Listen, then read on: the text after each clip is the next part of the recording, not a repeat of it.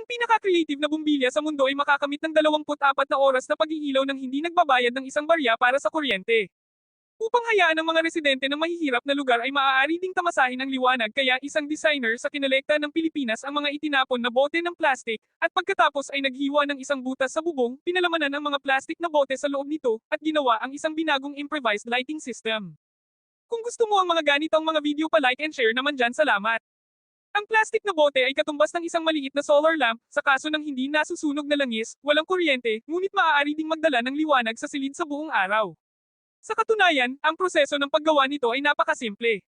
Una sa lahat, ayon sa laki ng plastic na bote, buksan ang isang butas sa bubong. Ang plastic na bote ay mapupuno ng ilang tubig upang maiwasan ang pagpapalaganap ng algae na nakakaapekto sa epekto ng pag-iilaw. Maaari kang magdagdag ng naaangkop na dami ng pagpapaputi sa tubig, sa plastic na bote ay naayos, pinahirin ng sealant sa paligid at mga butas na sinuntok upang ayusin. Sa araw, ang tubig sa bote ay maaaring gumanap ng papel ng isang prisma. Ang araw o ang nakapaligid na liwanag ay nagre-refract sa bahay, kaya nagliliwanag sa buong silid. At ang pinakamahalagang bagay ay kung paano maipaliwanag ang gabi.